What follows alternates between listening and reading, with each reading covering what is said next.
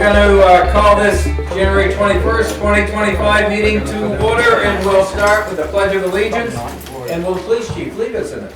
I Pledge allegiance to the flag of the United States of America and to the republic for which it stands, one nation, under God, indivisible, with liberty and justice for all.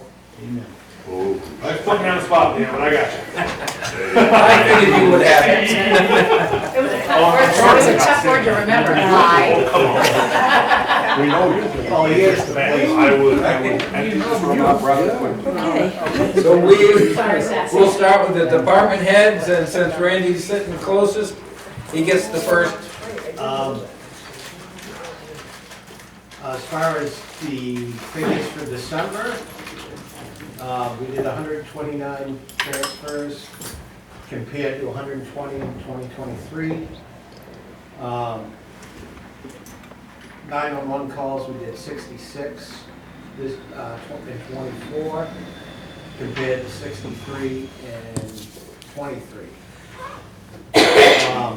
Total for 2024 was 819 911 calls, 1,451 transfers, compared to 2023, which was 774 911 calls and 1,442 transfers. Fire calls and for 2023 was 130. 2024 we did and 140. So far this year, we've done 116 ambulance calls, and I don't have the breakdowns. And we've done about half a dozen fire calls. It's been a busy start to the year. All of our vehicles are in, except for one, is in good working condition. One of our ambulances needs a sensor that came about today. That should be in tomorrow morning. The mechanic claims that'll be a quick fix, and then back on the road.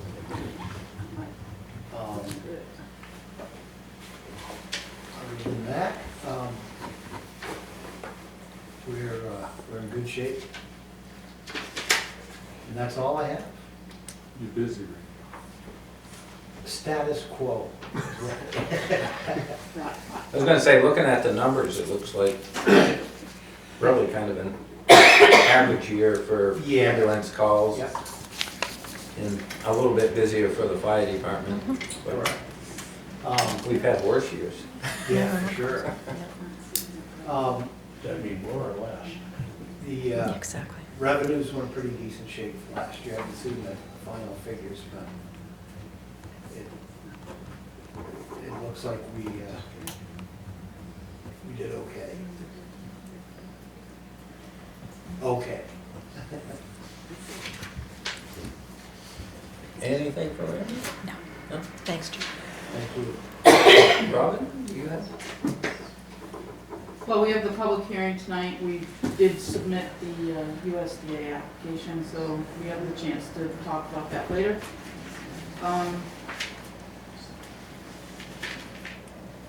Still just a lot of people looking for grants.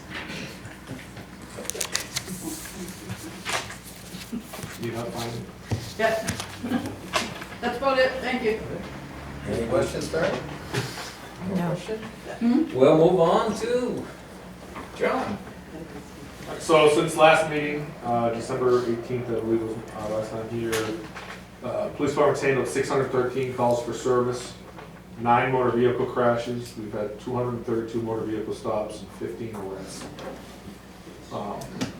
Same time last year, that same time frame, calls for service of 458, motor vehicle crashes was 14, stops were 118, and arrests was 14.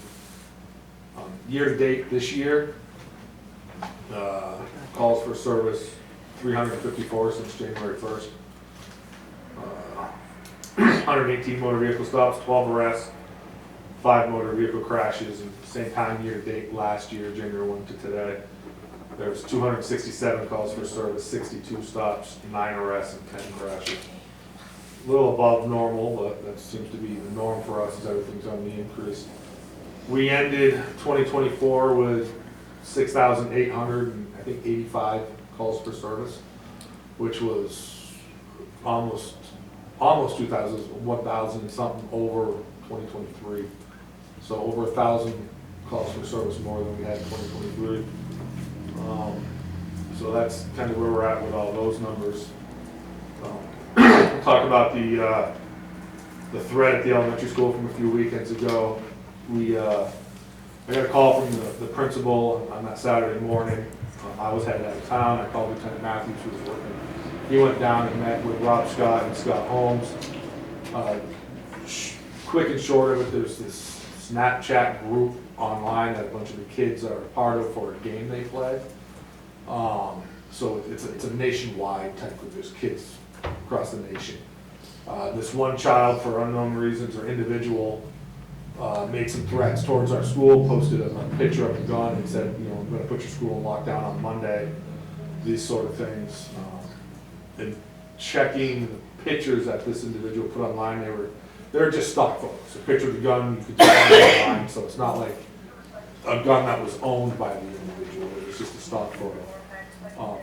Using the information I had from Snapchat, I was able to reach out to Snapchat and get a Latin long and some other information on that username, which came back to an address that didn't exist in Wairika, California, which is Northern California.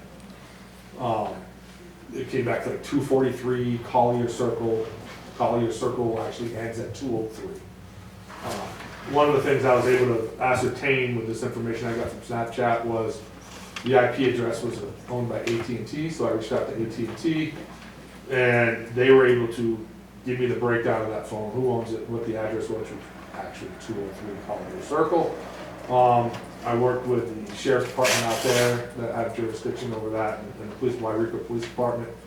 A sergeant with Wairika PD went to the house, spoke to the adult female, who turns out has some mental health issues. She does have a child that's the same age as the individual in question. However, she had lost custody. The child lives in the neighboring county with her grandparents. The SRO made contact or attempted to with the child, to have a conversation with the child, and the sheriff's department, I guess the California rules are a little different, but based on the threats that were made, the sheriff's department were taking the guns of the grandparents so that there was no school shootings or anything like that out in California. So thankfully, this child that made these threats to our school, obviously Northern California, there was no threat to our school, but we were able to track it down and make sure that there was no threat. We did have Lieutenant Matthews that Monday in the school all day long, just as a precaution. So that was taken care of. Any questions on that? No, I appreciate the effort in tracking it down and following through on, even though it was an obvious not a threat, but I think it was important that it was followed through and tracked down. Absolutely have to do that, so. With that said, I've reached out to the Mount Royal Academy. Jill has reached out to me previously. I had an opportunity to reach out. I think Jill Colby is her name. I emailed her today. She's out today and tomorrow, but I want to set up at her request. It's something that she's requested a little while back. I haven't been able to get in touch with her, not in touch with her, but I haven't reached back out to her. So I have done that to set up a walkthrough of the school and talk to the staff about that, as well as Trividia reached out to me. I'm looking for the same type of thing. So on Thursday afternoon or tomorrow afternoon, it's on my calendar, I will be meeting with Trividia, and I'm waiting to hear back from Jill to go down to the Mount Royal as well. And, talk to them about active shooters, security stuff to keep them safe down there. Has that been done with the charter school up past the fairgrounds? So the charter school last year, they actually, John Imperial, who is a part-time police officer in Groveton, but he's also certified to teach Alice, which I don't know a whole lot about Alice, but it's basically like for schools and active shooter scenarios, in teaching the staff how to respond to active shooter scenarios. So the charter school actually did that with John Imperial last year. They had him come in, he did a presentation for them and did some Alice training with the charter staff. So that's been done at the Charter Academy. And as you know, I don't know if you've been up there, but they're a secure building. You know, I do have keys to get into the Charter Academy if we need to in an emergency situation. So Thank you for that, thank you. yes, that's all I have. I will have the town contracts for you to sign at an upcoming select board meeting. Great. And then we'll send those out as soon as they're signed. Oh, that's great, the 2025 contracts. Thank you. See, all the department heads here. No. We have appointments with Melissa Elander and Ben Southwood in regards to the solar power warrant. Yeah. Can I go? Yes, Thank you. yes. Thank you, Chief.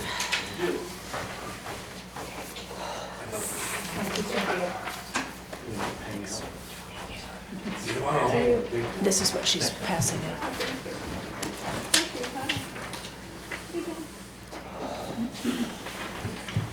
Great.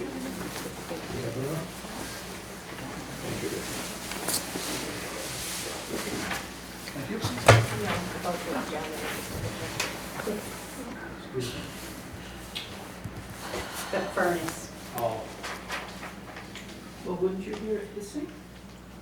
Go check. I don't know. You want to go with it?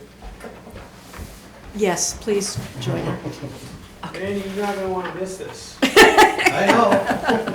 I'll be back. All week. Thank you, Ben. Issues with going Yes. Okay. Oh, I'm gonna wing it. I don't, I mean, Okay. yeah.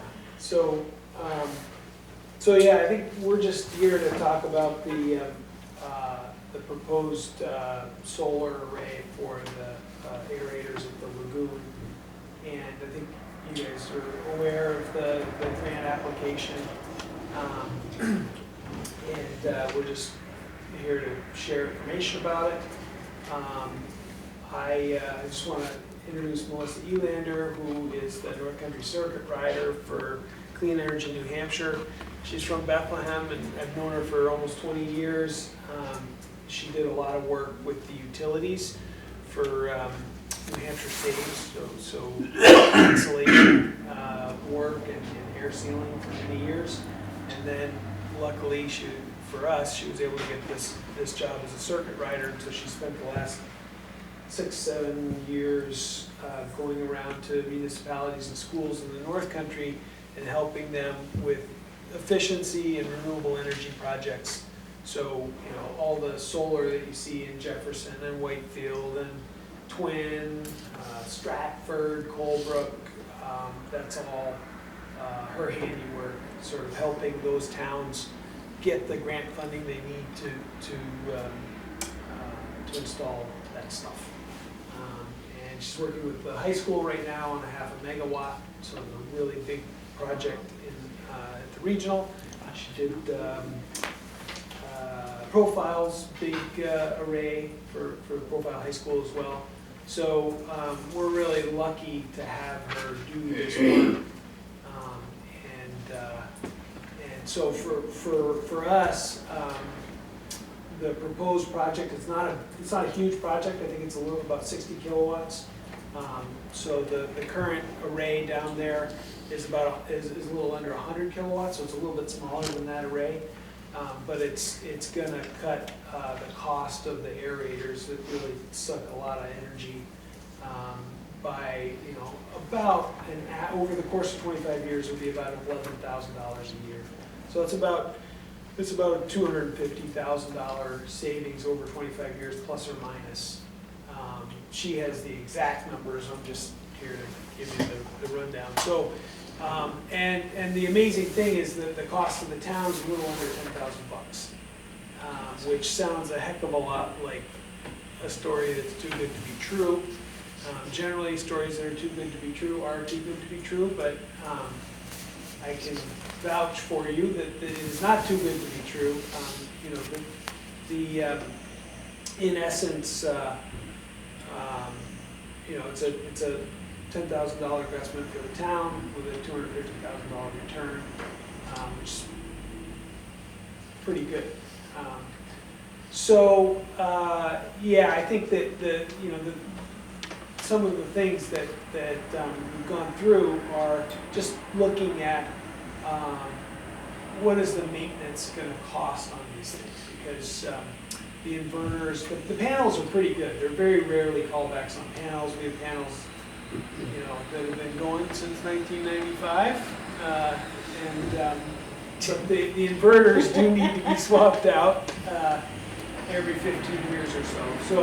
So part of the math that Melissa's done is to really go through this thing with fine-tooth comb and make sure that there are no hidden costs that we're not accounting for in the math. So when I say $250,000 plus or minus return, that includes the operations and maintenance costs for the arrays. And to swap out the inverters when they go bad, which is generally 15 years.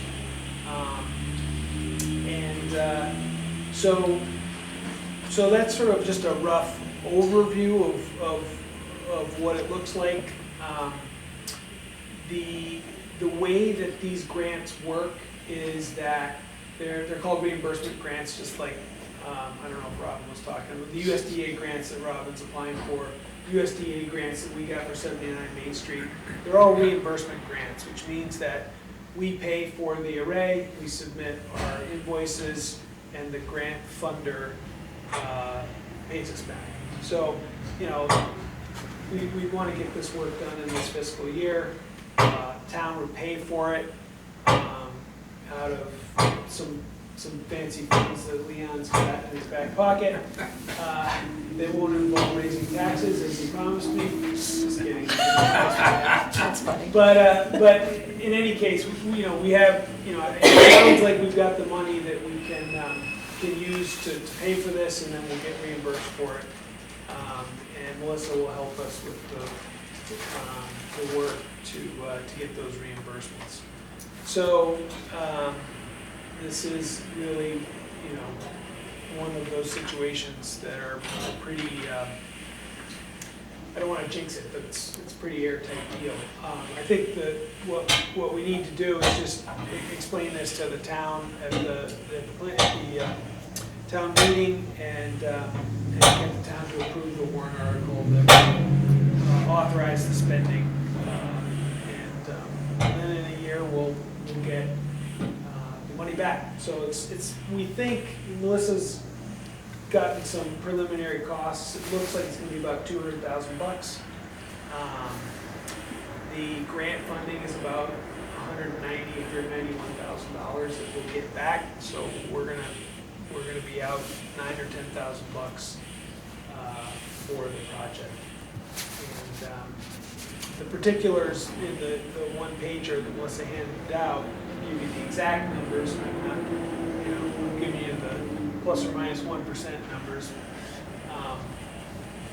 So that's sort of the gist of it, and we just wanted to share that and answer any questions. And the inverter cost, what are we looking at, inverter cost?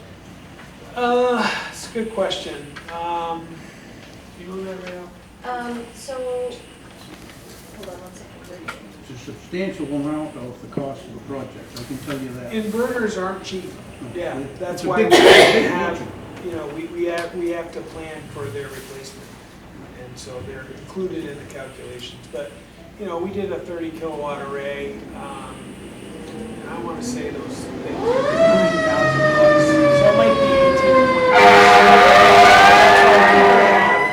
you know, money earmarked in the capital reserve to cover that. And that's included in this return on investment. So it's not like we're subtracting 20 grand from that 250. It's actually, Well, this is for the lagoons, yeah, our lagoons. yeah, Is this in addition to what we now have? correct, yeah. And the inverters that are on the units that are there now, Are those replaceable, do they have to be replaced? Eventually they will, yeah, Okay. when their time comes. What's the age of those out there now, any idea? We were just trying to remember that. I think they're about 10 years old. I would think that's about right. Right. Probably not exact, but they've been there, it's gotta be at least 10 years. Yeah, So we're looking at replacement of inverters on those, yeah. and those are always, price doesn't stay down, it keeps cranking up. Well, the technology, no, the pricing actually does, it does go down. It's like, you buy a new TV today and it's a heck of a lot cheaper than it was 10 years ago. You get a much bigger one than you got. I mean, don't quote me on that, but that is, it's not, Now, how many additional panels are you looking at? Oh, boy. I can find that, 1 second. I'm gonna take I'm a asking all guess. the, No, those are all good these questions. are questions. Typically, it'd probably be 150 plus or minus. She'll give us the real number, but it's about that. And what's the overall savings It's only over? 100? It's 100, 105 Because the million. panels get so much better. Okay, so if we were to invest in this, assuming in a warrant article you gotta pass, Yeah. what are we looking at, life expectancy? The Any- panels are warranted for 25 years, Okay. and the inverters are warranted for 15. The panels are pretty, there's no moving parts to them. Right. So if they don't die within the first couple of years, they're good for, I have a friend who's an old curmudgeon from Vermont, and he's got panels that are 40 years old. So, I'm not, they're not warranted to 40 years, No. but That still work. yeah, We have some at our transfer stations as well, yep. so there's inverters that required, I presume, same thing, they're gonna need to be Same thing. replaced at some future. Were those put in the same time, Leo? Yep. They were. Were they? Yeah. Okay, so we're looking at, how many panels do we have there, and what do we have, 1 or 2, 3 inverters? Is it just one inverter for each panel? Well, it just depends on the setup. In those cases, it's one inverter, they're probably, 10 or 20 kilowatt inverters. So there might be 2 inverters for the stuff at the transfer station, and there might be 5 or 6 at the lagoons, something This, like this that. is one inverter. This array here is just one inverter? Yeah. Yeah. But those costs we have to plan for. They have to be part of They've the, gotta be, right, yeah, it can't be something that, it's not gonna last forever. no, it's not gonna last forever, and the savings, that we get will offset those costs. Have you, and a rough number of, what do you think we might save over, we'll say, a 10-year period? So they've got it On the figured starter. out here over 25 would be $243,917. About 11,000 a year. At about 11,000 a year off our current electric. Yeah, right, I see Bills. that number, and we're looking at funding, if the grants go through, you think they would, One is already One grant is secured, already so secured. the town has already received one grant for 129,000. And the second grant is actually a federal program that is in place, and I've worked with a number of other towns to secure that, so it's in place. so we basically need to come up with 198,490 at the warrant article? Yes. And that would include the inverters, is that right? Yes. And so the impact per thousand would be about 44 cents per thousand if that warrant article passed. We take our valuation and divide it by the 200,000. So if we approve this, that would add 44 cents per. I'm not sure I got the math right. Can't do it. I'm not sure, but it would add to the tax rate until we got the reimbursement. Right, well, we So- just thinking about what we have to do this year. But I think it was 15 cents. Yeah, you- About 69,000, the difference. You're coming from taxations, the 69,742? That's what we don't have secured at this Okay, point. then it would be about 20 cents. Yeah, Oh, that's what's Right. not secured. So, We have to- if I can, there was a recent action at a budget committee meeting to have that $69,000 be removed from the unrestricted fund, so it's actually not going to, So there'd be General no taxation. impact of that on the Great. tax rate then? 'Cause- correct. That's great. Okay. I'm not hearing well, so you said the 69,000 would come out of capital reserve, Fund balance. out of fund balance. That's great. Budget And we've committee already paid authorized that, it to come out of the surplus fund balance. So it's basically, it's not gonna really cost us how much? It will cost us that money, but it's coming out of the surplus fund balance, so it will not impact the coming year's tax rate. Thank you. And then it will be put back into the tax, surplus fund balance when we get it, correct? Correct. Now, on the subject of your panels, I've got a 10.2 kilowatt system I installed myself on a licensed electrician, I've had it for 8 years. And my sources tell me that my panels degenerate by 1% a year. So when you talk about your friend's 40-year-old system, he's lost 40% of his capacity. Those things do age. Sure. And, So these ones are rated to degrade at 0.5% a year. 0.5%, so, okay, my figures say 1%. Yeah. Now, we had an overage from one of those strings of solar down at either the dump or the lagoons or the... Transfer station. I don't care. I dump my rubbish here. Or the chlorinator. We had an overage. And people say, oh, they were very proud. We sold that excess to the bank. We sold it back to public service or to Eversource. Well, if I sell back, I have a bank, if I sell back to Eversource, it's 3 cents a kilowatt hour and it's not worth it. And it wouldn't be worth installing them to sell back.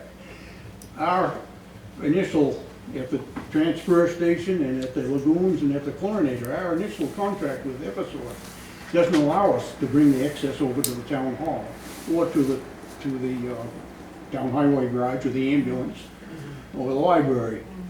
It doesn't allow it as mine. I can send mine to my neighbor up the street. And I think your father sent some of his excess to a neighbor. It doesn't make any sense to put all these in. Which one of those did you do this homework? Which one of those had the overage? Who put kilowatt hours in the bank? I don't know which of your existing arrays has the overage, but this array that is proposed will offset 68% of the aerators, so it's not going to generate excess. So Which one did generate excess down there? The transfer station or the chlorinator? Looks to me like nobody's done their homework here, I'm sorry. One of them generated over and we can't use it. We have to sell it at, like you say, a terribly reduced rate. I wish somebody would look into this more carefully so that we don't go over. And it would be nice, I wouldn't mind going over it if we could send the excess to the town hall. Yeah. Kathy Jane, you got a question? Yeah, I have a question. Melissa, could you talk real quick about the second warrant article that we need to do for a capital reserve account? And then also the maintenance contract, Yep, just so people are aware? So a requirement of the grant that has been secured is that the town put into place an annual operations and maintenance contract for the new array. This would, somebody would be basically monitoring your array monthly and annually to make sure that it is producing adequately, and then somebody would come out annually to check the equipment. So that's a requirement of the grant, and a second warrant article has been created to create and fund a capital reserve fund to pay for that annual operations and maintenance contract. I believe fund it with $1,000. Yeah. So that would pay for annual, oversight of the array to make sure it's working correctly. Thank you. Anything else? Oh, it looks like. Yes. I might have missed it in the early stages of applying for this, but what is the role of clean energy in the whole process? So we basically can work like an unpaid additional staff member to help get projects done for towns. So I wrote the grant for the town. I could help with the grant reporting. I'm not the one that's going to be submitting the grant reporting, but I can work with the town to help you work through the grant reporting. And then when it comes to the additional federal incentive, that is 30% of the cost, I can, and I've done this with Whitefield and Stratford and Colebrook, come to the town and we can work through that process together through the online federal portal to help you secure that additional 30%. So it's basically like I'm like your screwdriver that can help get projects done. So is it private or is it like quasi-agency? We're a nonprofit. Nonprofit. I'm funded by the Tillotson Fund. Thank you. Anything else? Nothing for me. Yeah. Yes. Two questions. One is a little bit of a follow-up on Alan's. I think I have it, so just to make sure I understand. Because this array is only going to, well, only, it's going to produce 68% of what's needed, so there's not going to be any overage. So this is the second part of that question is, then there's no, when you're talking about selling that, you mean renewable energy credits? No, I think it was net metering. Okay. Somebody might ask at the town meeting about RECs, renewable energy credits. Yep. So my understanding is that only happens if you've got excess. Nope, you can sell. You could the sell town- even the if you town don't can get get it. RECs. Okay, so Yep. that might come up. Yep, The other one is just, this is a project, if approved, will go out to bid yes. for the installation. That's it. Yes. Well, I don't think I got my question answered.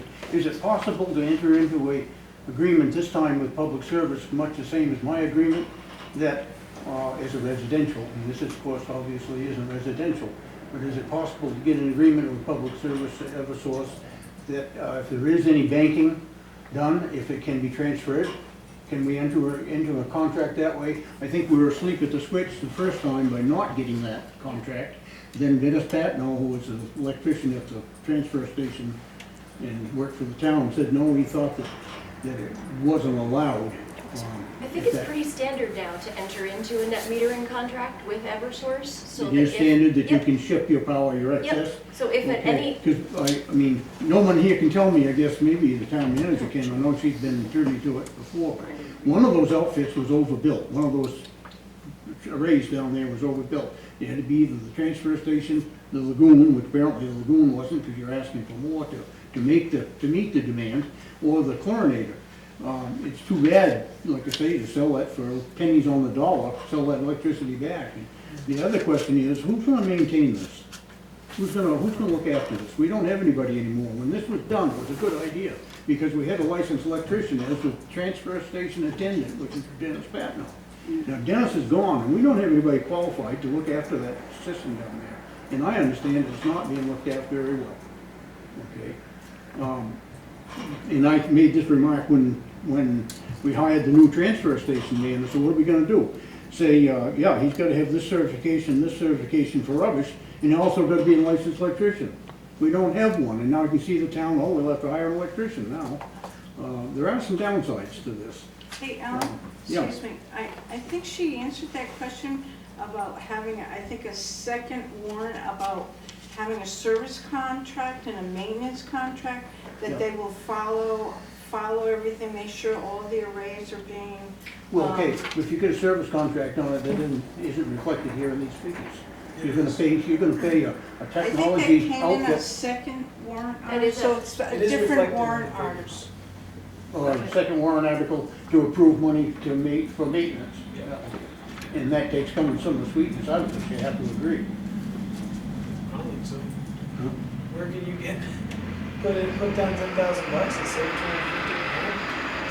$250? Yeah, I guess that, they haven't been That looked includes the at. operation and maintenance. I think they What were we've got just, has not been looked after, and it kind of discourages me. How do you know it's not been looked at? yeah, I believe in the last year, they were Because evaluated. strings of them down there have been tripped off the line for months at a time, and nobody knew it. Nobody looked after them. How do you know? That's a, The man that reset them told me. well, it's Who's not, that? it is, but it's not something to discuss tonight. And I will say, when those panels first went in, that was probably one of the very first ever solar panels for a town. So the agreement that was with Eversource was brand new to the thing, because Lancaster was one of the, if not the first town to do a municipal array. So what we're looking at is this new project, which will not produce a surplus. Hopefully it will do 68% of the cost of the aerators. So I've got to assume that the surplus that we got had to come from the chlorinator or from the transfer station panels? It would have to have, and the only one that I could really think that it would have maybe is transfer station itself, but I can't say that for sure. No. Because the chlorinators also eat a lot of electricity, which is what generated the desire to put these in to begin with, is to try to save money on the electricity to run the plant.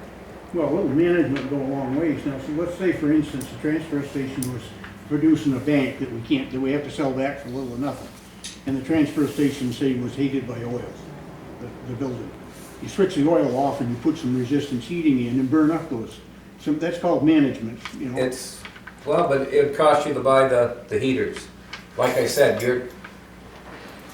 you're arguing on a contract that was started 10 years ago when it was one of the first contracts ever between. Right, but if we can't get rid of our bank of electricity unless we give it away to Eversource, then we should, the cost of putting electric resistance heating in that building down there would be negligible compared to the savings, because you would heat it for free with your overage, with your bank. Possibly, it would But depend on how much the bank interested to was. find out where the Yeah, bank is. I think that you know, your point is spot on. We should either be group net metering, which we can do, Yeah, or use it up on site. And I know Rusty's all hot to trot for his, you know, he's gonna have to be charging his loader. So those kilowatts are gonna go away pretty quickly. But I agree, I mean, I think. somebody should be managing it. Yeah. That has the background to say, we've got X amount of kilowatt hours excess, and this load, certainly the electric loader will take some of it. Yeah. But if it doesn't, throw in a loading heater. Oh, it should take it all, but if it doesn't, I totally agree. Put in a heat pump in there and that'll soak up the It should rest. be managed, and it should be managed by a competent person. Rusty's not here to defend himself, so I think that we could Well, I easily didn't assign say that he wasn't competent, I said responsibility. it should be managed by It's, a competent but, person. again, because we're talking about this solar array. Yeah. That solar array was a contract done 10 years ago. Now, if there's a surplus, I don't know how large that surplus is, so that's something that maybe we can look into. Is it a large enough surplus to warrant putting in electric heaters? All right. Or is it negligible where it doesn't make any difference? Is there a surplus every month? I would say in the wintertime, probably not. Maybe in the summertime there's a surplus. And again, it could be something that we have to look at and call in Eversource and say if we can renegotiate this contract. But again, like I said, it was done 10 years ago when that was one of the first solar arrays for a municipality.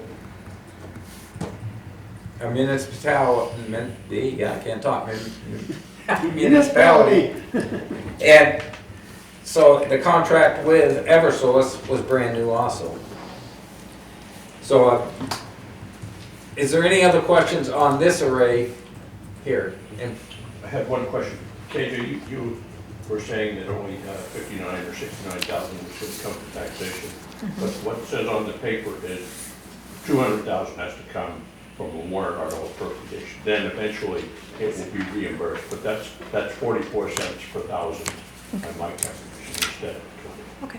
So well, from what I understood, from what I heard, the $129,018 is already a secured grant? Correct. It's reimbursement So- grant, yeah. but it says here, the town would need to appropriate it and. Correct. Would have Well, to, and it'll be a wash. even if it wasn't a reimbursement grant, Yeah.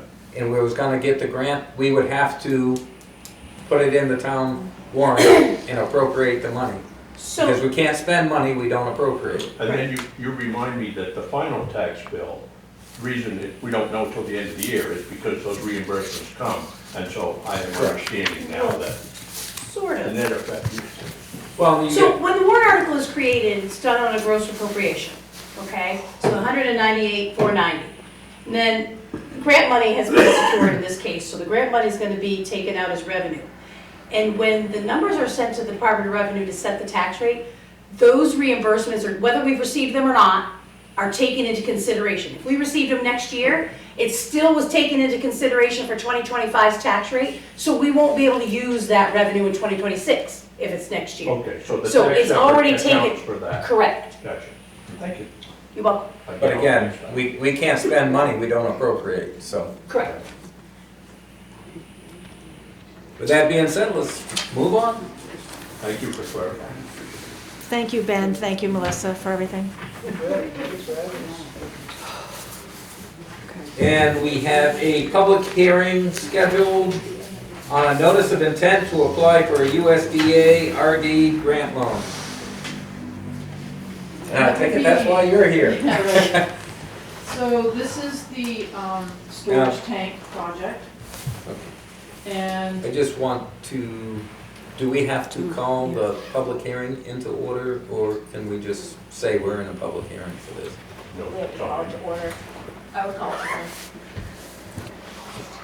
You want to make a motion to? Oh, I'll make a motion to call the public hearing for the USDA RD grant loan into, I'll second that. All those in favor signify by saying aye. aye. Aye. The ayes have it. We are now in public hearing for the USDA RD grant loan. And Robin? so for the storage tank project, we have 50,000 from NBRC, 750,000 from EDA, that's the Economic Development Administration. And so the remainder had to be made up somehow. So the notice of intent file is to get that remainder. USDA for the water and wastewater direct loan and grant is a grant and loan split. So I just want to go back to the old project that we voted on in 21 or something like that. At that time, there was no engineering done. There was a very small hydraulic study, and the engineer had estimated that project to be 1.2 million. The tank at that time was around 900,000. So that has grown. The tank is now around 1.8 million. And it has to be engineered. So that's part of why the costs have gone up so much. What I originally tried to do was use the same percent of town contribution that you had approved at the last time, which was at 12% of the project. But then when you add all the federal monies together, you can't have more than 80% federal money. So it had to go up to 20%. So the warrant article is written so that there's a raising and appropriating that's straight up tax impact. And then about $1.2 million of the 1.8 that's being raised is the grant loan. Lancaster is eligible up to 35% to be grant. So I haven't done any calculations on that, but it's So is that 35% of 1.8? of 1.2. Of 1.2, okay. 10%. I think that the warrant article is written to have like, I want to say 575 or something like that as being raised and appropriated, a straight up raising and appropriation. Talking about the How old much was that? I think it was 575. referring to the former, the old proposal? Nope, this one.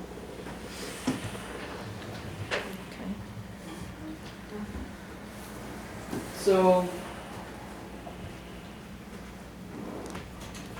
that's basically what I'm throwing out the numbers, what could possibly happen. I do not see another avenue for grant because we already applied for the trust funds and didn't get approved. However, since you raised the rates, we would now be in the eligible bracket.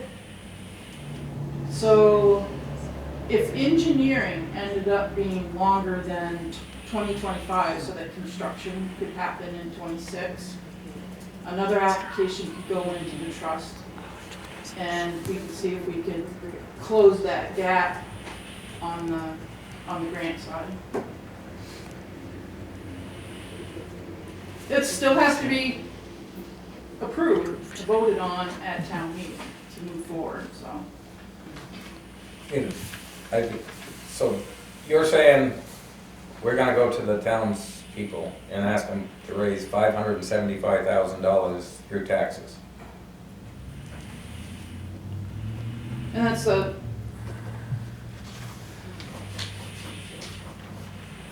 And I know we've been working on this for several years and stuff, but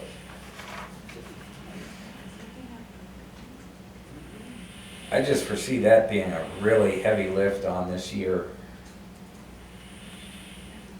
with what's already going to be a large tax impact on the voters. and I don't think anybody disagrees with you. I'm just, and But like I we've said, been talking about the option, the alternative is returning the money. And then, so it was better to approach you to see if you would approve it to go to town meeting and have the voters Make the decision. make the decision, and then if they vote it down, then we return it. and I'm not disagreeing, I'm just sitting there, because it is a project that they claim they need, Right. and we've been working on it for 3 or 4 years, and obviously the cost doesn't get less. But, man, if I was sitting in that audience, seeing what the tax impacts would be just for the budget, and then you ask me for another $575,000, 27. yes. I want to back up a little bit about the project. The original tank, it's a million gallon tank, is that what it is? 500,000, So that's, the other one was a million before. yeah, the So- one up on, No, I mean the one that was proposed 5 years ago, was it going to be a million gallon tank? no, Was it? no, it's Okay. 500,000. So, and we need this because, number one, my recollection is that the way it is now, we have 2 parallel systems at the water plant, and the idea was you could shut one while you backwash the other, but for some reason, we can't do that anymore. So what the tank does is allow us to keep water supplied and pressure while we're back servicing the equipment at the plant. Do I have that right, more or less?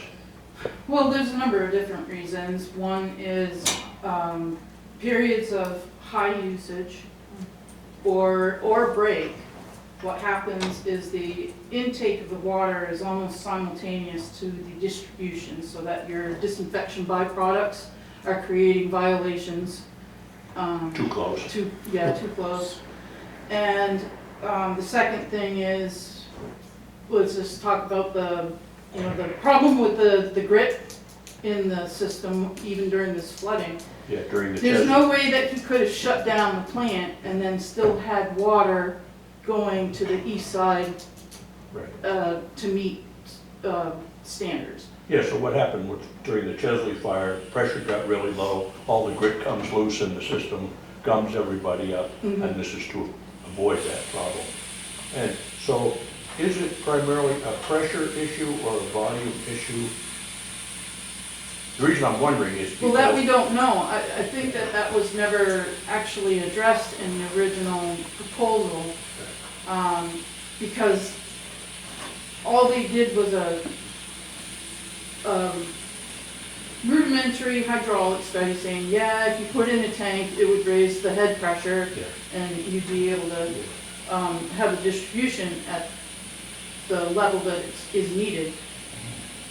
Now we're finding out, through my conversations with other engineers, is that that's not necessarily true. So there's a whole area around the intake that it might be able to be placed at, that, number one, you want it to be 100% gravity, Yeah, rather than going up and then back down. So basically, I'm just saying that there wasn't enough research done at that time. I think my impression was that there was some grant money available from some greater grant giver, and the whole pursuit in the first place was, hey, there's some money out there, let's go get it. Well, that was And MBRC. That's why there was short on the engineering. It was MBRC, and it was for $1 million. Right, yeah. And We it was didn't gonna- get that. We were not awarded the million That's right, last it was time. gonna be 750. Do we know and, why we weren't awarded? I do not know the answer to that. Well, where I'm going with this is, so if the demand on the town side was greatly reduced, would we need this 500,000 gallon tank? And where I'm going with it is, I've heard the largest user of water right now is the Forbes Farm complex. And they use about 8 or 9 million gallons every 6 months. And they have stated that if the price goes up to them per gallon, that they're gonna drill their own wells. And so that all of a sudden reduces a huge demand. And so if we didn't have the demand from them, this is all hypothetical, of course, if we didn't have the demand from them, would we need to spend the money on this water tank? The asset management plan, as well as even the stormwater, or I should say wastewater. DES is basically requiring all systems to have some kind of redundancy. Yeah.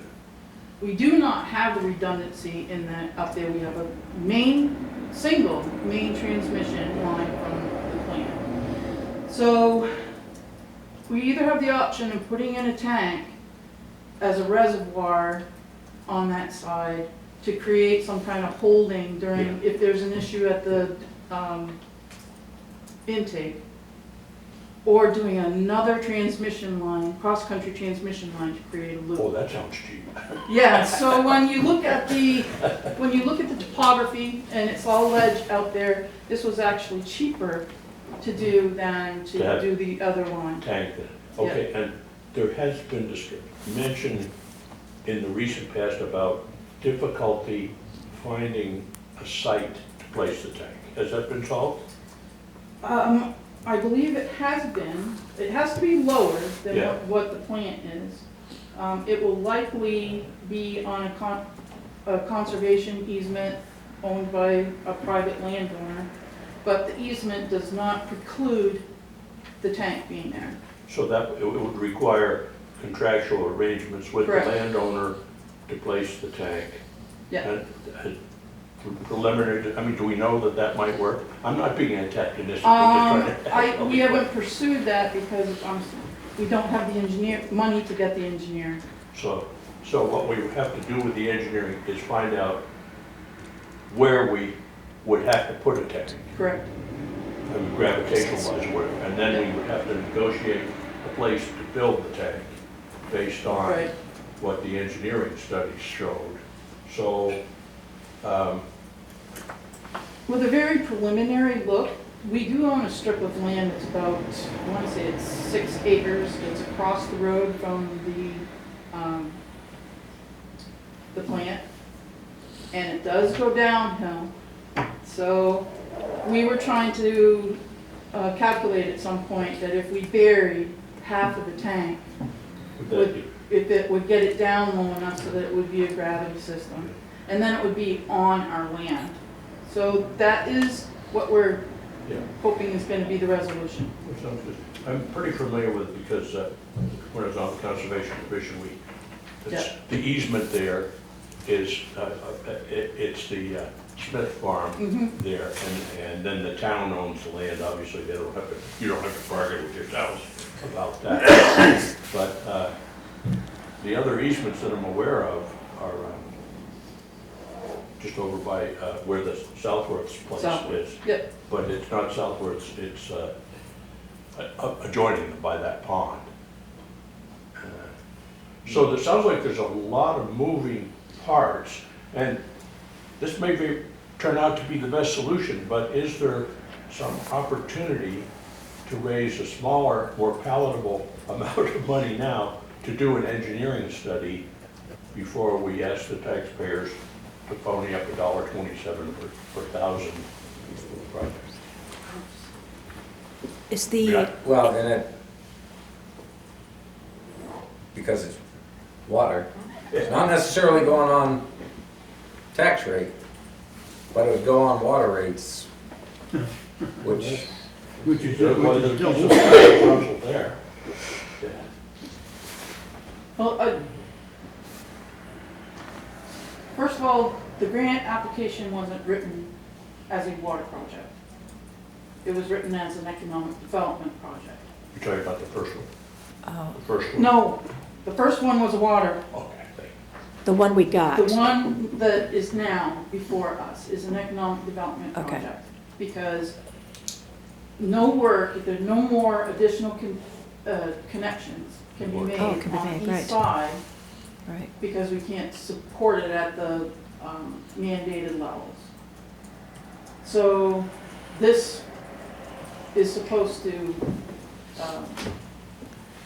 allow that kind of development on the east side. This all started when the professional offices wanted to redevelop into a psychiatric unit and some apartments for the traveling nurses. And we looked at it and said, no, you can't do it until you get the water the way it was. Then that's when they kicked in the match money. So we're just moving forward with it. So it would be on the taxes and not water. Water. So, Is the Thank you for northern, that is the northern explanation. borders 50,000, is that planning grant or engineering? What is that for? Well, they did something a little different this year, so they're doing joint projects. And so the 50,000 was basically their contribution to EDA as an economic development Okay, joint program. And yes, probably 50,000 of that would be part of the engineering. It's probably a lot more, actually. I think it was around a little over 200 in total. the And- engineering will be 200,000? Yeah, but that also included construction engineering. I'm not breaking out, so design is, you're probably right, around 50. Okay, yeah. And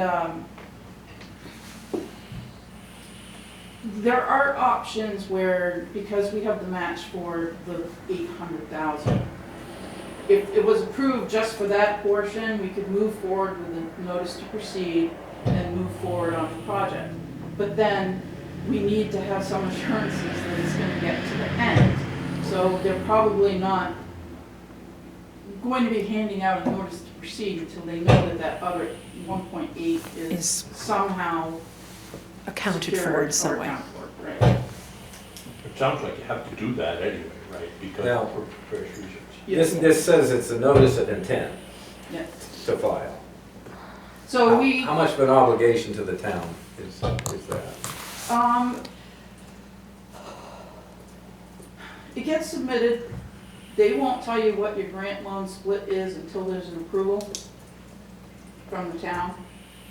So what's unfortunate is that you go to town meeting not knowing what your financial part's gonna be, but you can say, well, we applied for a grant loan package. We do not have to accept it until you sign a grant agreement. So there's two ways that this could not happen, and that is it either gets voted down or you just don't sign the grant loan package.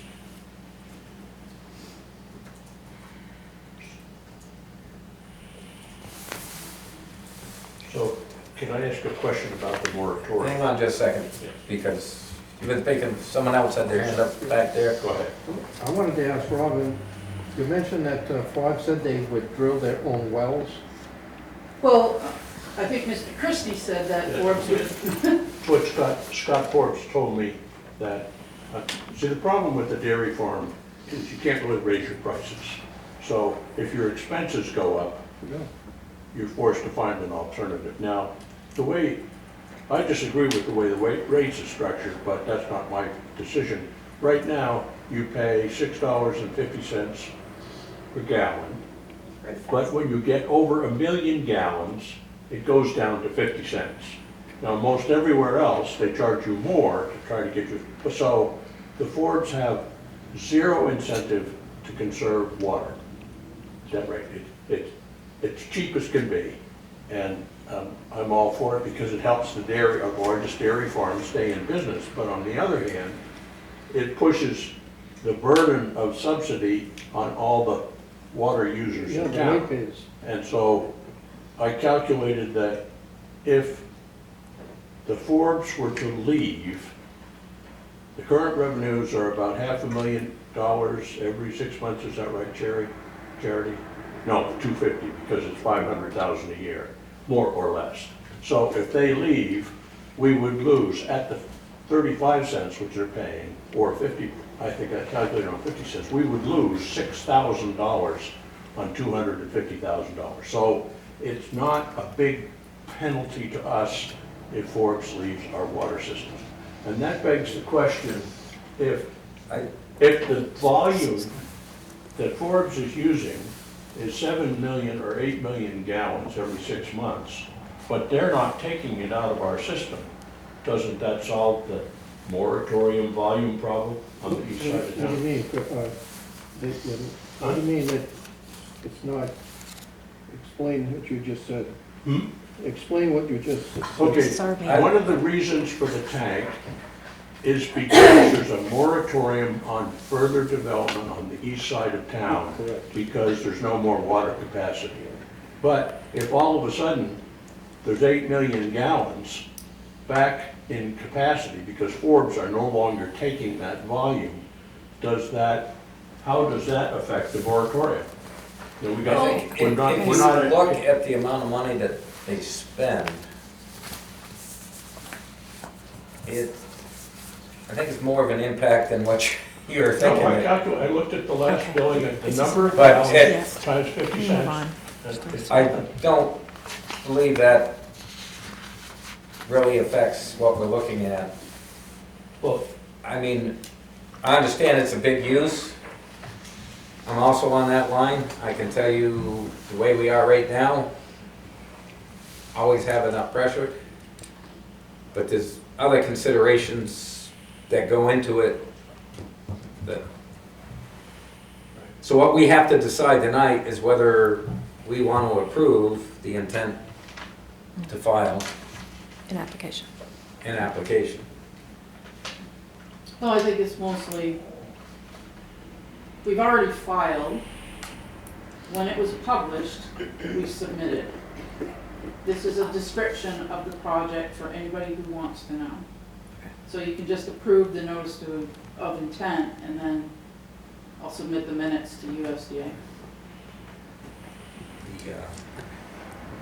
Okay, I'll make a motion to approve the notice of intent to file application. The motion to approve the intent to file application, and I will second that.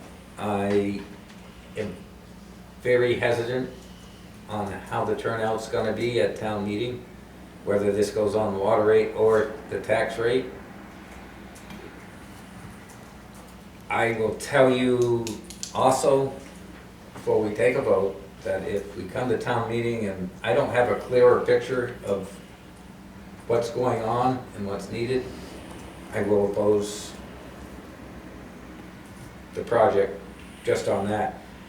Because I don't see how the taxpayers of Lancaster afford another $1.20 something on their tax rate this year.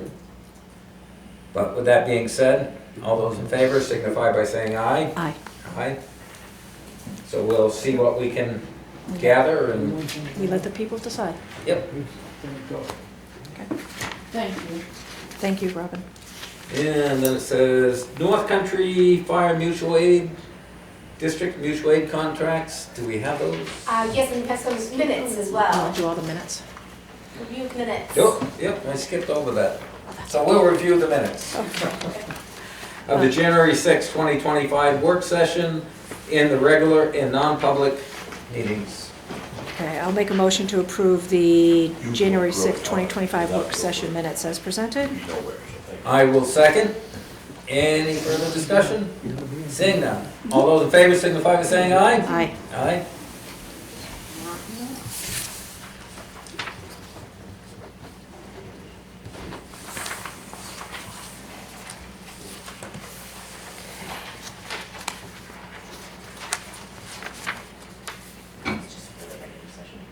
I'm not sure, was that a blanket one?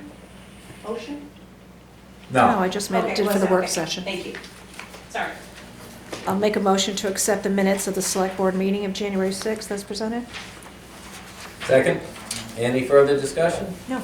Seeing none. All those in favor signify by saying aye. Aye. Aye.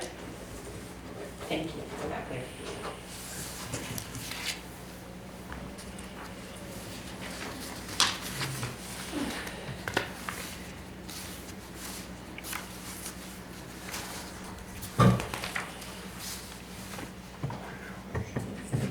Okay, I'll make a motion to accept the non-public session meeting minutes from January 6th as presented. Second. Any further discussion? No. Seeing none. All those in favor signify by saying aye. Aye. Aye.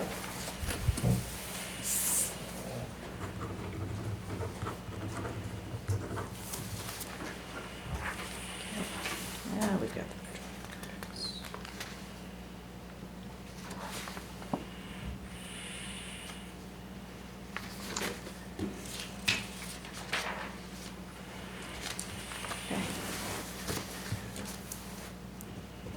Right, from there, we'll move on to North Country Yes. Fire Mutual Aid Contract. Thank you, Mr. Chair. Chief Flynn was going to be here, but he did me a solid by walking the building to make sure everything was fine and likely ducked out for that call. Membership to the North Country Fire Mutual Aid District. It's for $250 per year for all members. And membership is open, membership in the district is open to any town with some conditional agreements. I want to place this for you. So we just sign this, we don't need a motion, we're just members. That's what I'm looking for.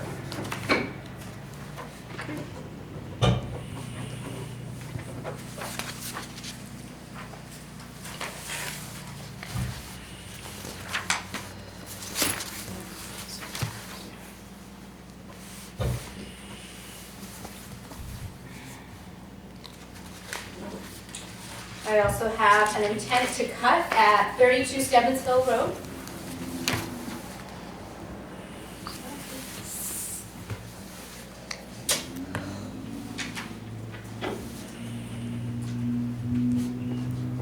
Today's the, what, 21st?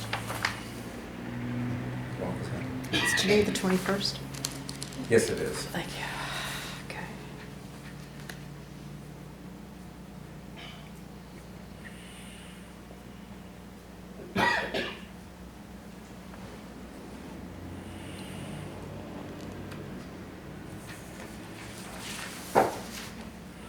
Yeah. Anything else? And then we'll move on to new business. Lancaster Housing Authority appointment. Yes. Sarah Curtis. Yes, so you'll find in your packet a resume along with some references for Sarah Curtis. She seeks to fill a seat for the Lancaster Housing Authority through 2029. We currently have 3 of 5 seats taken, so we have 2 available. We make a motion to accept this.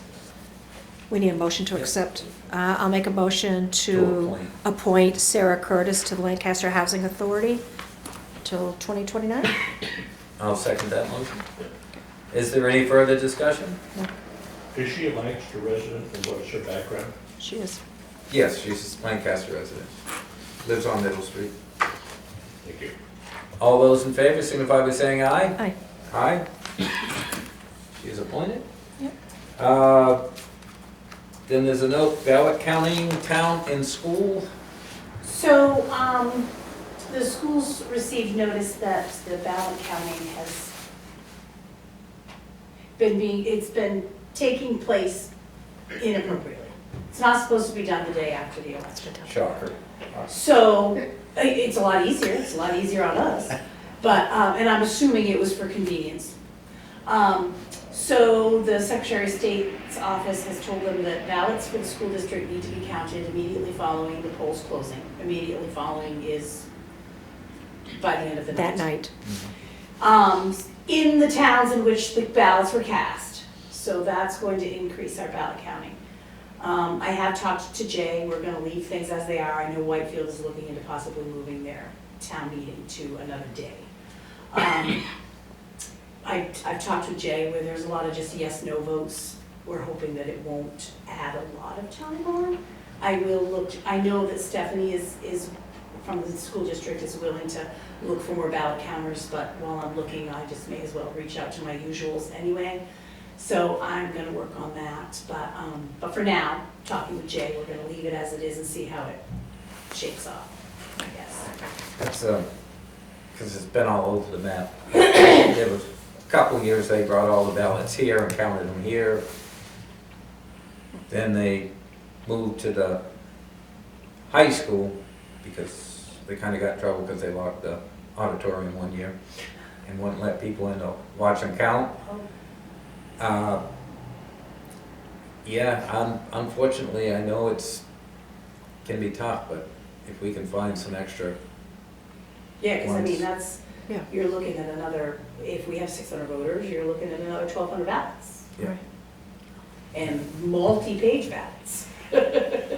So, but he's right, yes and no, it should make that a quick process, but still additional. Maybe if we have some additional things, divvy up, people count town ballots, people And that count school is, I ballots. think, Jay, and that will be Jay's call, but he did mention that as well, Yeah. is to try to maybe get the ballots counted simultaneously, so. Yeah, good idea. And then all for one voting tablet. So the electronic voting tablet that goes in the tent during elections, it's now being required that the town election also provide that method in voting. So the Secretary of State's office is going to allow us to use their tablets, at least until June, and then after that, the towns are gonna have to figure out what they need to do to supply their own, I'm gonna assume. And, however, we need to hire Democracy something, Live, I think is what it's called, who the Secretary of State uses to program their ballots into the tablet. I've sent my ballots off, the school ballots have been sent off. They've come back with a quote, the school is going to pay for their programming of the ballots. It's $600 an election for us, it'll be a little bit more for the ballot, the warrant ballot for the school, because they're gonna be many pages. And they have to make them the same size as all the rest. So now they're really going to be many pages. So that quote's been given, the school has their quote as to what it'll be $600 for us. I did budget that so that I was preparing for this to happen. So for next budget time, we'll need to talk about possibly purchasing a tablet to, This is causing a lot of consternation in a lot of towns where their state has mandated in the Constitution, there's no unfunded mandates, but this is an unfunded mandate. I'll tell you, I'm the only one that's ever voted on it when I test the ballots. That is also one of the things I've been hearing from a few other town selectmen north of here is nobody used it during the presidential election, more likely nobody's gonna use it. Right, like I during said, the town. I'm the only one when I test the ballots that have used it, so. So, But it's unfortunate. there's always that one chance, so We will have to do it this year, and maybe our state legislators will cure the problem in the coming year. So, Okay. Thank you for the update, Bill. And then, any other business? Seeing none. Old business, storm update. Storm update. So our first project that we submitted in November, we were paid on less than 60 days after project submission. So we have $17,677 coming to us from FEMA. I spoke with our FEMA representatives last Thursday. We have another call this Thursday. We have our large roadside project, which is our big time kind of money one. I need to get that really submitted sooner rather than later because it's here right now and I need to get it in their pipeline.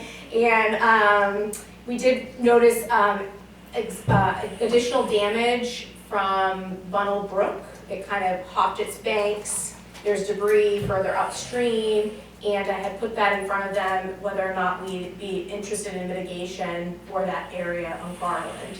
So I'll continue to work on that. We did go back and forth about the additional 2 projects that are in their queue right now for payment. But again, I just need to free up some time to get this to them. A lot of my work has been very heads down and fires. Yeah. And heat, And heat. or lack of, okay.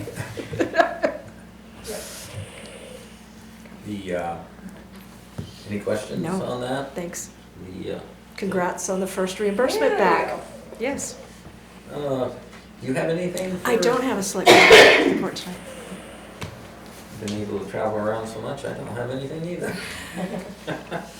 Town managers report. Yes, so on Friday, some town representatives and I, along with North Country Council, just had an informal conversation with the DOT regarding kind of this interchange and specifically the Mechanic Street Bridge. The representatives from DOT did drive around town to look at the Mount Horn Bridge kind of intersection and the Page Hill Summer Street intersection as well. Their suggestion to us was to potentially, with our colleagues at North Country Council, submit for a road safety audit, just so we can, if there's things that, if there's data points that warrant additional action, we need to do that preliminary work ahead. So there's a 10-year plan with the highways and roads, that's its own specific thing, and then there's another fund for more urgent types of plans. This road safety audit may put us in, if conditions persist. Is that something Robin would work on?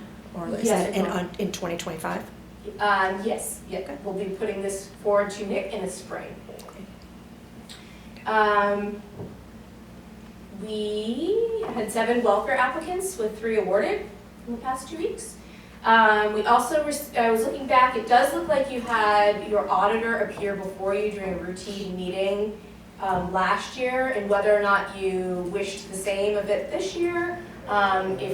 If you wanted a Zoom meeting with him in public, we can facilitate that, or if you just want the report, we're working to finalize, get more information. So if you're looking to have, again, just kind of a brief statement from the auditor, happy to facilitate. You want him back? What's that? Do you want Tim Green to come back either by Zoom or in person for audit? That was something I had requested last year. Yeah, you that I thought requested last year, and it helpful. was kind of helpful.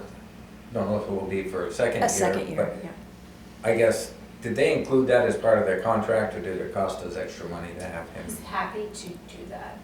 Exactly. Why don't we, just for the sake of clarity, have him come in and give us another brief this year? Okay. Great. So we had, we were potentially looking forward to placing 3 bonds on the warrant for this year. We've pulled back one of them, that's the lead service line, and that's specifically because we received Underwood's report.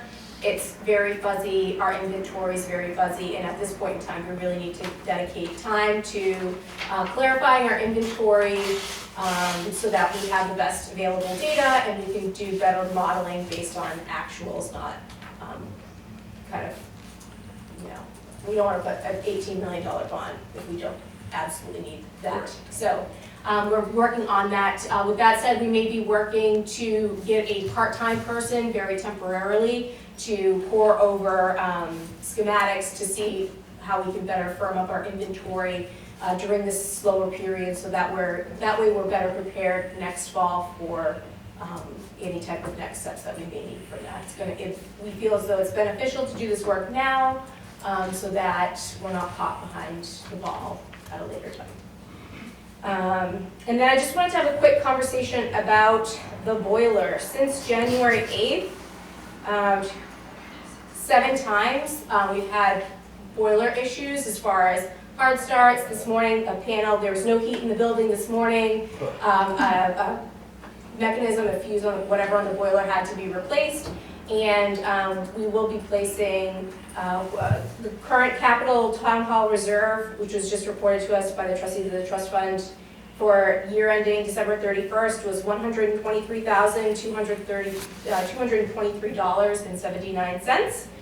I may be looking to you, I know that we had tripled the town hall line item for $30,000 for maintenance of some issues, but depending on, we may be looking to you for additional funding out of the unrestricted fund. In the event something catastrophic happens, we have access to those. I don't want to spend them at this point, but I may need access to them.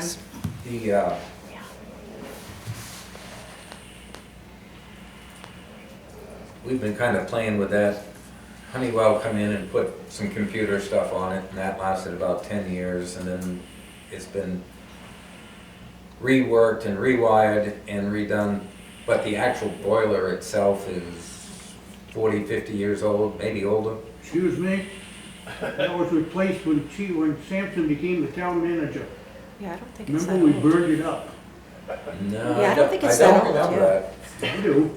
I think it's from the 90s. From the night, The well, boilers from the. and it very well may be if, because when he I first can't tell became you, town he manager, I became was, town manager, but when he became town manager, no one told him he was supposed to check the water level, and they burned that boiler up and pretty near burned the town hall down. So you can date that boiler as brand new when Ed became town manager. all right, well, that's why I wouldn't remember it, because I wasn't Yeah. in town, I was So deployed. when would that be? Let's take a guess at that. So that's 25 years, 25? Okay, get close to 25. 25 I don't years. think that, I question whether the whole boiler is. 25 years ago, did he become town manager? 2006. So. Oh, so that's only, let me do I the think he math. did it. 19 years ago? What's that? So we may need, again, it's just Yeah. a safety issue. It's, we have multiple people that are using the facility, and I don't want the plaster to get soaked everywhere and start to crumble. Well, I mean, the concern with it going out and being undependable is we will have a freeze up in a break. How about a temperature alarm? Wouldn't that be prudent? Yeah. We are putting one in. I think that would be prudent, but that only takes care of part of the problem. Well, right. but if So you this get- morning, we couldn't, even if we had had that alarm, that it wouldn't restart for us. So we had to call in the plumber to then fix a part. And again, just knowing that we need to be prepared, because it's taking up lots of staff time. I'm very thankful to Chief Flynn, to Rusty, Shane's been in here. There was a night the planning board was up here and it was locked out. A number of people have really stepped in to help out, and I'm really grateful for it, but we need to come to a situation where we're not burning additional fuel because this thing is running all the time, and service calls from the plumber, so on and so forth.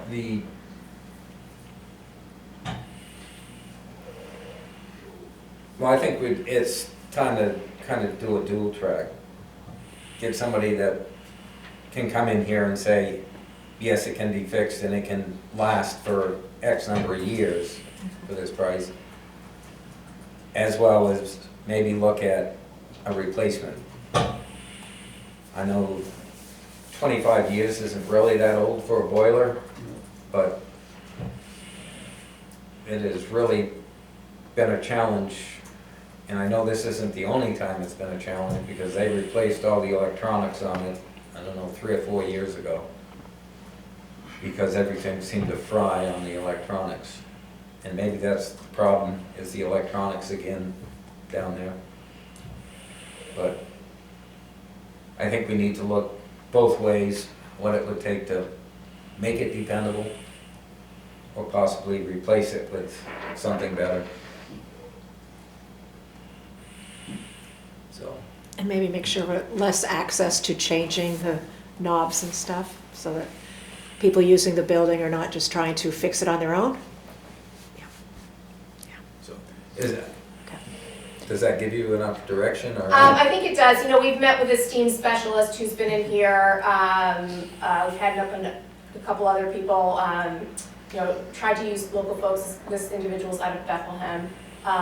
And seems to understand the systems, was in here today, changed 11 valves for us, got it running, but again, we were here where I just had to go down. So he's pulling together a list of needs specific to the boiler, but I don't want us to just be blindsided that the boiler is the only thing happening, and I want us to put it in perspective as far as what the building's needs are. I don't know what I don't know, and I need potentially some additional expertise as far as a building needs assessment, or understanding how, you know, what our maintenance has been for all systems, so that I can understand what's been pushed aside and what's been maintained. Yeah. Yep. Got it. Thank Sounds you. reasonable? Yeah, reasonable. Thank you. Okay.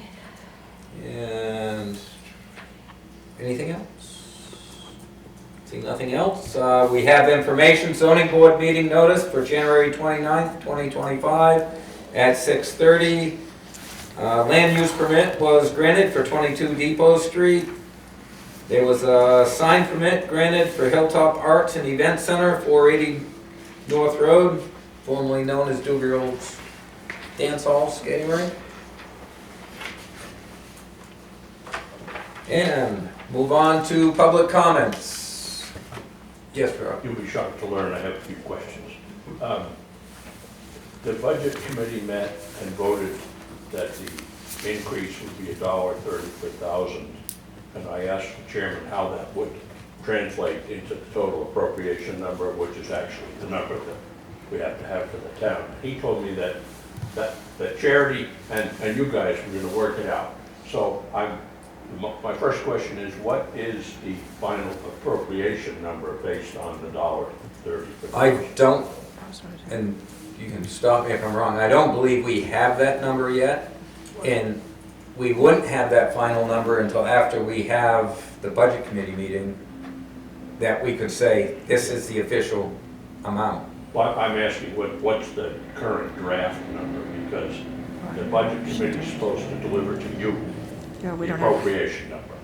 And what they voted on was a $1.30 increase instead of $2. So I was asking them to tell me what their product was, and they were going to recommend at the hearing, and they punted it back and said that was charity, was supposed to figure that out. And I didn't know if that was because you were taking minutes or how that worked out, but so what, we just wait till the morning of the hearing in February and somebody's gonna come up with it, or how does that work? Oh, We don't have it yet. Assuming that's what he wants. So, you know, the $1.30 starts with the tax effort, which is based on the appropriation minus the revenues. Revenues is a moving target. I just, So We don't have it. we're still in preliminary because we're still putting more articles together. So we could give you the number we have right at the moment, but there's a couple warrant articles that aren't in there yet that will be covered by other funding methods. So it's not going to affect the tax rate, however, they just haven't been put in that number yet. Yes, So We don't have there it. was a that's not going to be the one that's at in the proposed budget that will come out in a week. You'll get a public hearing budget that you can review. Okay. So the answer is we don't know yet. That's fine. We don't know We yet. don't have it. Is what was discussed at the meeting was they were gonna take, instead of a $300,000 additional ask for the police department, they were gonna take the new officer of about $100,000 and put that into a warrant article. And then two of the other appropriation amounts were gonna be punted back to capital reserve, so they don't come out. But I noticed when the revenue numbers are calculated in that sheet where they show what they think the tax effort is, they back out or include various warrant articles and not include some others. I'm just sort of confused by it all, and so the only thing I can figure we have to have is whatever number they are going to deliver to you to put on the warrant. We don't deliver all of those We don't numbers. have. Well, the law says they're supposed to tell you what, the town, what the appropriation number is, and then you put it on the warrant. The proposed budget will have the appropriation number being proposed, Right, along with the revenues. It's gonna show that too, in that summary sheet that gets put out every year with the budget. And minus all of those things, and then, of course, the war credits and the whatevers are added back in. But the appropriations and the revenues are all put part of that proposed budget stuff that goes out to the public. but there's only one number on the warrant. Look at your warrant. There's only Yes. one number. The operating budget, the operating budget is on there, What's that yes. number? But, again, we can't spend anything we don't appropriate. So if it's not in that budget, in that warrant article, then we can't spend it. So that is Yes, also of course, the amount of revenue we have to have. of course. Now, the key is getting to what's gonna have to be raised by taxes, and that takes a little bit of computing. Right. Well, you know, revenue, 60% of the revenues is how much you carry, the registration fees and all sorts of stuff like that. That's what the revenues are, some water billing and stuff, and the tax effort, but it's also, a lot of it is dog licenses, motor vehicle registration. I mean, it's a big number, and it's a fluid number, because it's changed $400,000 or $500,000 between the 17th of December and the 14th of January. And so that's why I was uncomfortable with the final vote of, we're only gonna raise it $1.30. Well, I will say, when you first start working, you're usually working with numbers through September or October. Yeah. So when you get past December, then you can say, hey, yeah, now I've got the actual figures from the previous year. Well, that's what they had in their meeting, and this isn't your problem, this is a budget committee thing, but since Oh, they it's- punted it to you. Please bring it to us. Right, this It's is not our problem, but you're bringing it. But it, I'm asking because Charity is here, and she Okay. says. but you will get the figures before the budget meeting, probably by a couple, 3 weeks or whatever. Right. We're already into. We're in that time period right now. So by next week, you'll have a I'm at the copy. public budget meeting, Yep, couple weeks. which is in February. Oh, I geez, know. yeah. Exactly. We knew you'd get there. So, in other words, It's not that What long. happens when you don't get out? that answers Yeah. my question, You the get first 4 years. question, which is, the budget committee didn't come up with a number, but they will for the year. So the second question is this tablet business. Yeah. Is there just one tablet, or are there a bunch of tablets that people vote on? I'm No, not- there's one tablet in that big white tent. Oh, so that's what you compile on, is that sort of The, voting machine tablet? those who need it can use that to vote electronically, listening to the ballot be read to them, vote with a keyboard. Okay, so it doesn't mean that we could do away with the booths and the paper ballots and No, all? absolutely not. Thank you. And it prints a paper ballot. It's not an electronic. Once they vote on the electronic ballot, and then a ballot, actual paper ballot is printed. Thank you. You welcome. Okay, so, somewhere, I think it was in the budget committee meeting, discussion about the tank and how much it would cost. The statement was made that Weeks Hospital was going to put up $200,000 of the total amount. And I believe that's what Robin said here tonight, that they were putting some money into it, yeah. So what happened 5 years ago or 4 years ago when I ran for select board? That was the year that proposal about the $1 million tank was there. And Ed Sampson said, well, don't worry about it because $750 the grant and the hospital is putting up $250,000. I called Mike Lee, who was the president of the hospital, and he told me that the hospital had no intention of putting up $250,000. And not only did they have no intention of doing that, but it was so far off his radar that he hadn't even taken it to the board yet.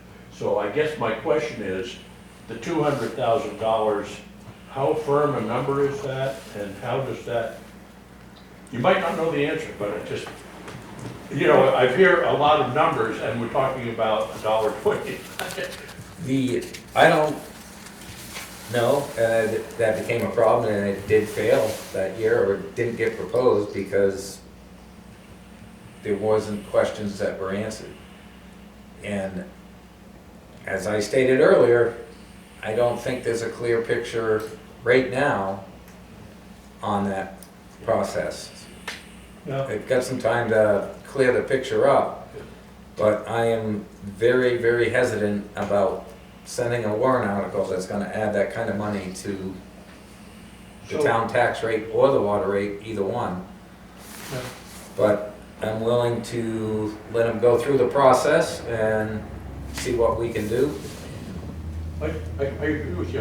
I think that there's a demonstrated need for it, but the problem is, we can't bear the freight right now, or maybe the voters won't want to bear the freight. Now, there was something in that ask 4 or 5 years ago, the amount, if it was appropriated, it was a, you may know the term, but it's a non-lapsing thing. In other words, it was going to stay, you didn't have to reappropriate it every year, it would stay for 5 years as a, is there something we can do? It's a non-lapsing fund, but I believe it's lapsed. We rescinded it. I was gonna say, this has come up at a couple town meetings, but Yeah. again, there was problem getting the money the last time and Right. kind of thinking it might be again, but Well, right, and I'm trying to think of, but there's a demonstrated need, and I'm trying to think and propose, wondering how we can solve it. You know, can we finance it over 12 years or something like, you know, that, I guess that would mean do it as a bond issue instead of. yeah, to do it, that kind of thing would have to be a bond issue, Right. and I'm not sure that'd be much more tolerable. I mean, that's how you spread the pain over some time, I yeah. see some hands go up in the back row. I have one more Hang on, question, just- but let them go just a ahead. second, yeah. I wanted to ask about this tank.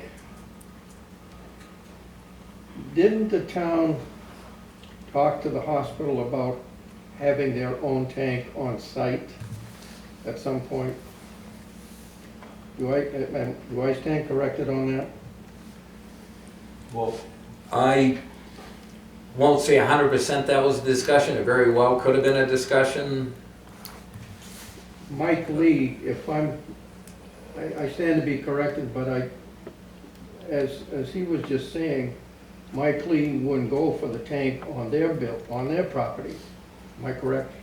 that's what he told me, he thought they would be more likely to make their own connections and their own tank at the hospital rather than participate in the town's tank. Right. Is that what you're Yes, saying? Yeah. but that's never gone any further. Right, but he said they weren't even at the point of thinking about it. Has Yeah.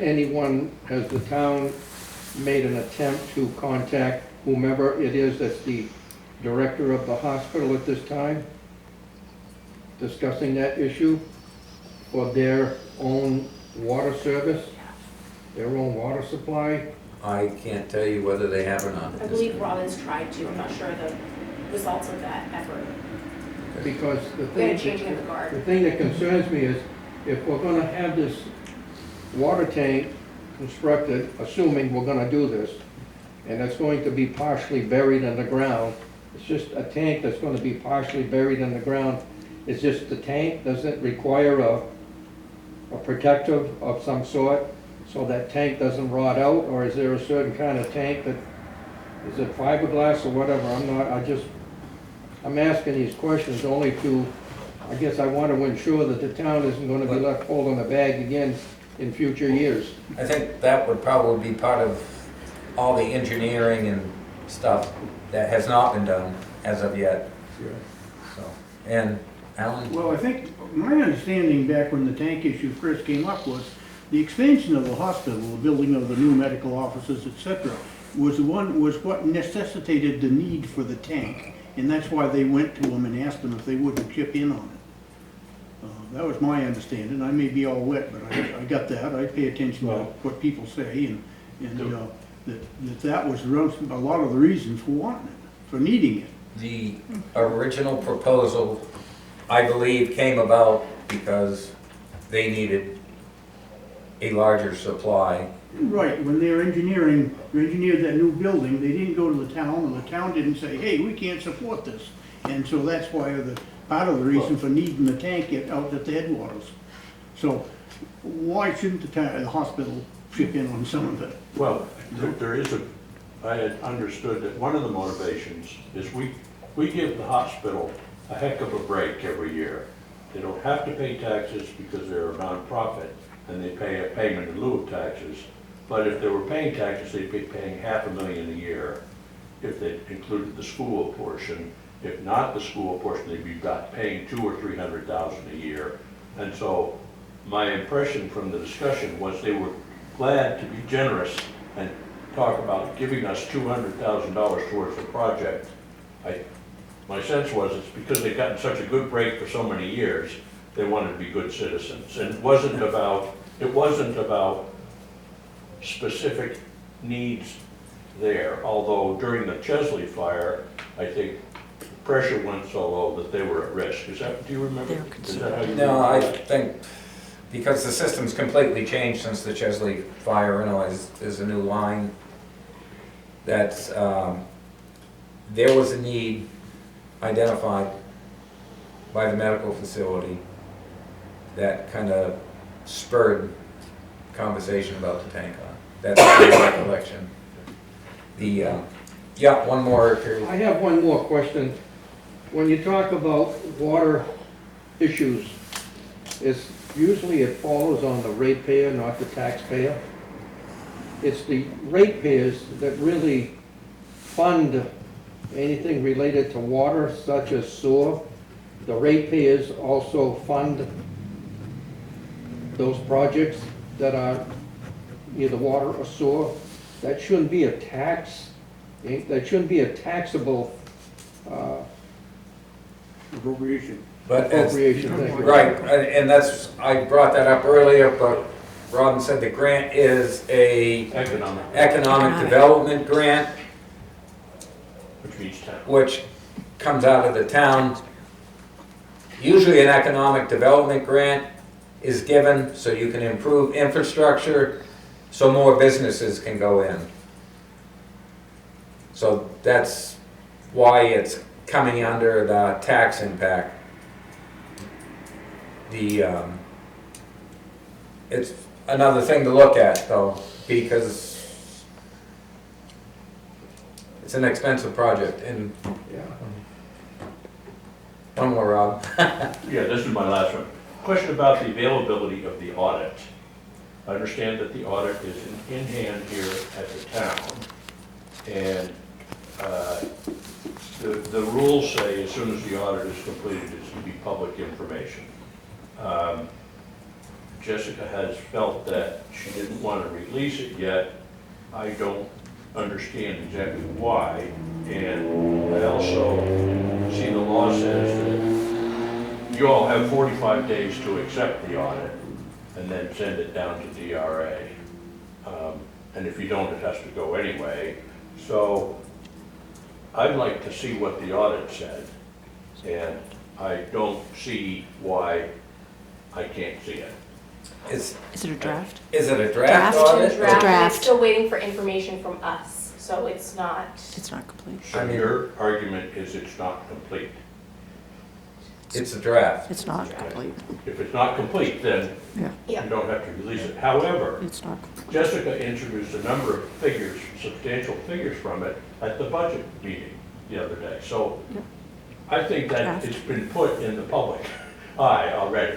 You talked about, I can look at the transcript again to see what figures you talked about, but your opening preamble had a discussion of the effects of the audit figures showed something against what was, we thought had 1.6 million in reserve and that unallocated fund balance, but it turned out to be 2 point something or other millions. So in other words, the public was given facts and figures from the audit.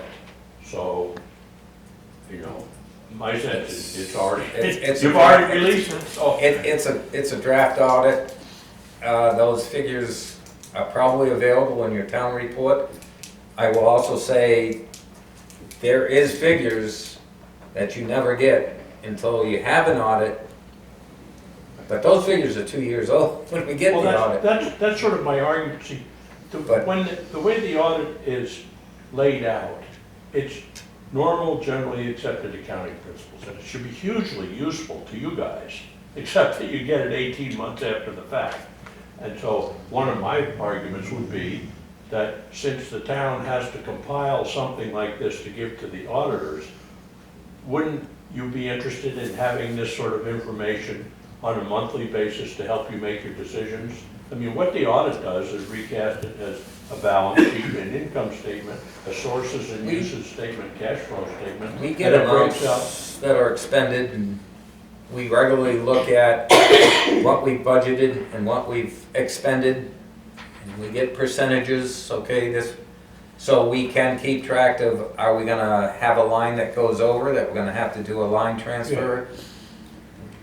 We get that, that's a normal part of the process. And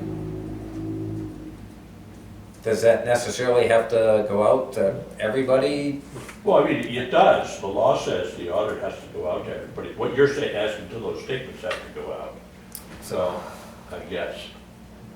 Yeah, that's what I was asking. The audit, when it's not a draft, will go out. Right. But we've got to provide more information in that. Well, where it came up in my mind was when you first had this hearing about the water rates, changing the water rates. And if you look at your income statements and performance, using the budget figure numbers, you show more or less break even at, say, in the water department. But if you look at the same statement, accounting rules require that water and sewer have to be broken out as business-like activities because they charge a fee. So you look at those statements, yes, there's still a break even, but that includes $175,000 worth of depreciation charged against, which isn't included in the budget figures that you're using. And so this is on a $500,000 annual cash flow. There's a $200,000 difference because depreciation is not a cash expense. But you look at one set of statements and it looks like, cash flow you're great, accounting you're not, and you look at the statements that you have to use to make your decisions, and they're very, very radically different. And I'm sure there's a rational explanation. What I'm hoping is that if you kept the generally accepted accounting principles, budget, income statement and stuff, it would help you in making decisions, and it would mitigate all of those questions. For instance, the EMS system, which does charge a fee and accounts for 20% of the expenses and almost 20% or more of the revenues to the town, that makes it very relevant. I'm not sure why that isn't broken out somewhere as a business statement. I think it would make it easier for you to make the decisions, and it would blow away all these things about, well, you didn't really make money or you made money, which we've heard for years. So that's why I'm interested in the audit, because it looks like generally accepted accounting principles and statements that everybody in the world uses. And I just don't understand why, you have to wait 18 months to see how it went. Because that's the way the audits have run for, I don't know how many years.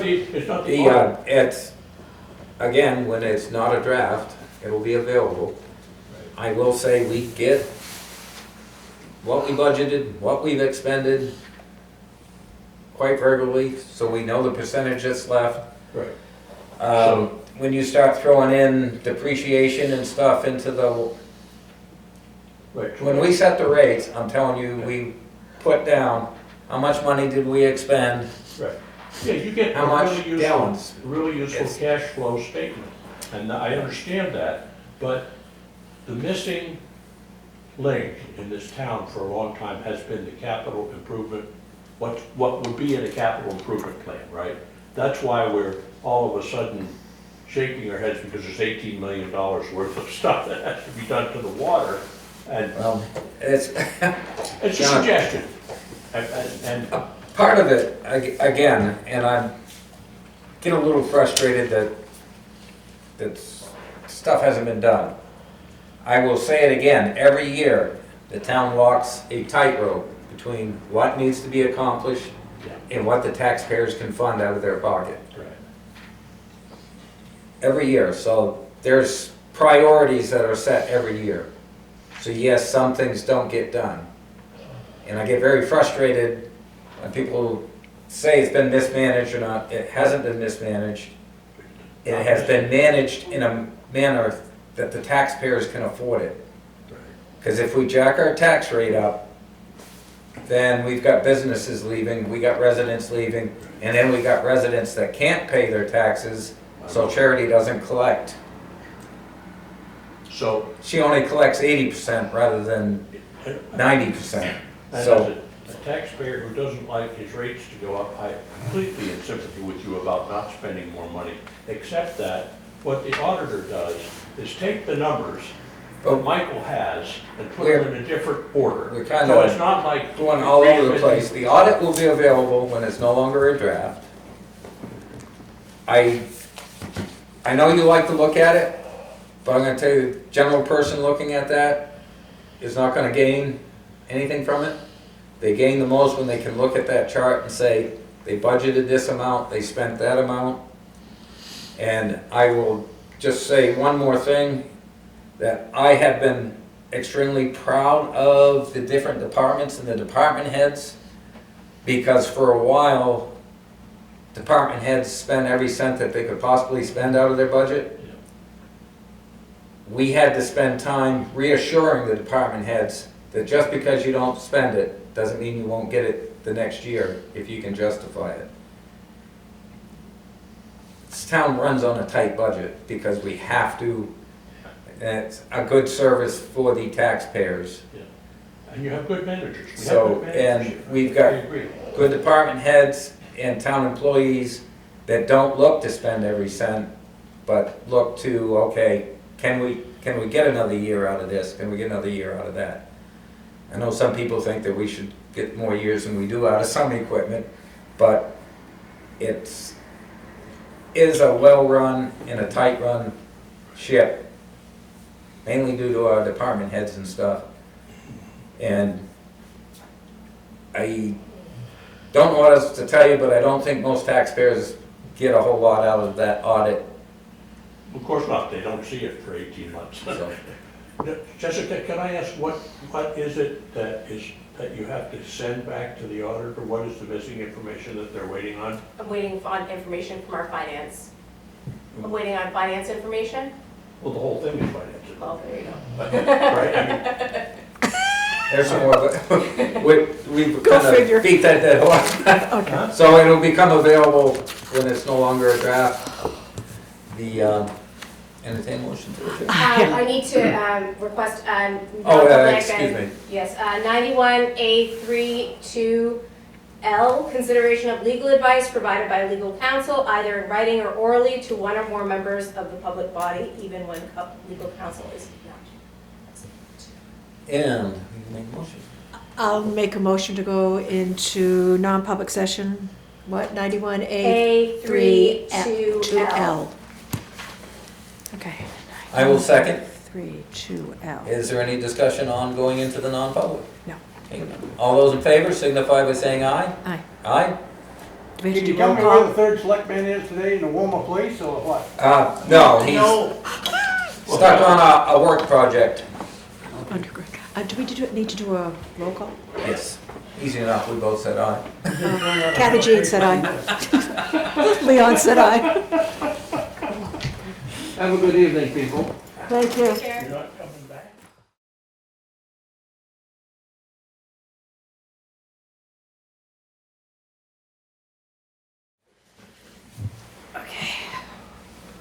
Ready.